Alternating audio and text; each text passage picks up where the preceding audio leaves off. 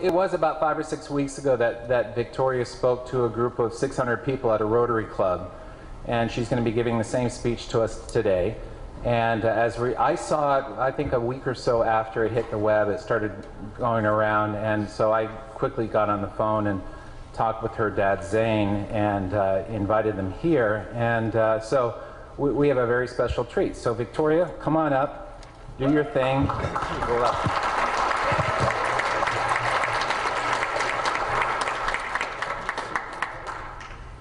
Have you ever wondered why Canada is in debt?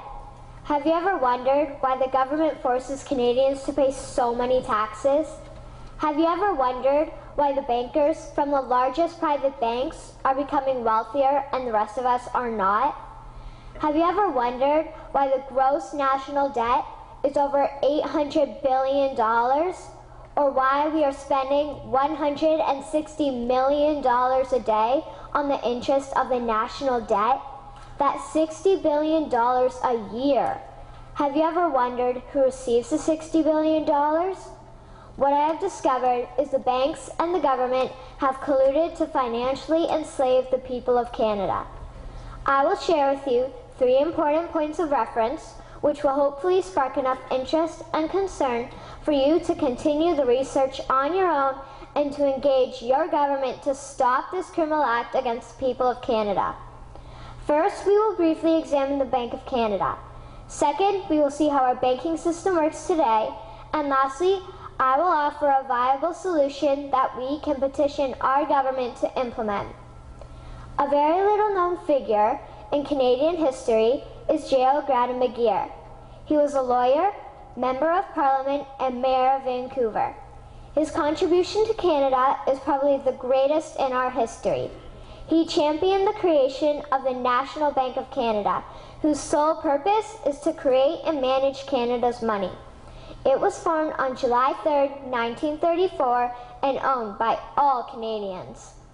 Until the 1970s, because of the Bank of Canada, Canada's national debt was held at a constant, manageable level, until the government decided to implement what we now have as our modern-day banking system that is robbing the Canadian people. So how are they robbing us? Allow me to explain how our private banks and government work today. First, the Canadian government borrows money from the private banks. They then lend the debt-based money to Canada with compounded interest. The government then continues to increase taxation of Canadians year after year in order to pay back the interest on the exponentially growing national debt. What results is inflation, less real money for Canadians to spend into our economy, and the real money being used to pad the pockets of the banks. Also, the government gave the banks the ability to loan out money that doesn't exist in the form of loans. When a bank gives you a mortgage, which literally means a death pledge, or a loan, they don't actually give you money. They click a key on a computer and generate the fake money out of thin air. They don't actually have it in their bank vaults. Presently, the banks only have $4 billion on reserve, but they have loaned out over $1.5 trillion. To quote Graham Towers, each and every time a bank makes a loan, a new bank credit is created.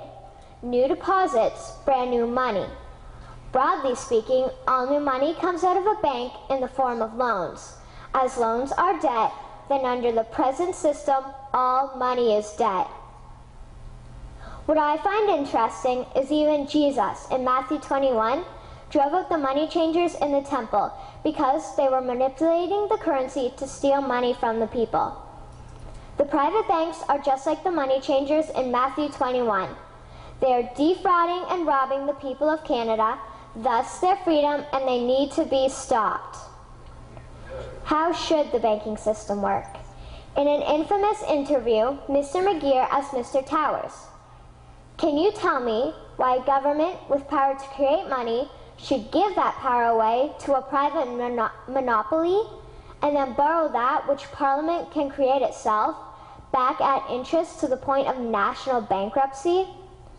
Mr. Towers replied, "If Parliament wants to change the form of operating the banking system, then certainly that is within the powers of Parliament.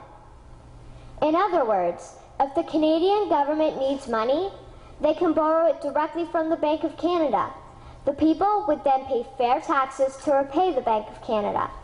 This tax money would in turn get injected back into our economic infrastructure and the debt would be wiped out.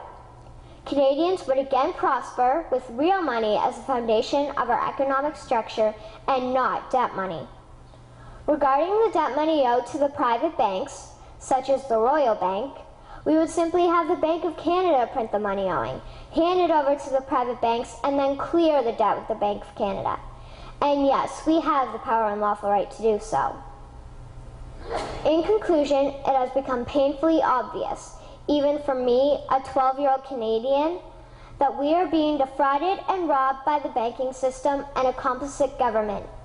What will we do to stop this crime? What will we do to ensure that the next generation will live free and clear of the debt-based economy that enslaves them to the banks? Margaret Mead said the following, and I hope that all of you remember this. Never doubt that a small group of people can change the world. Indeed, it is the only thing that ever has. Thank you.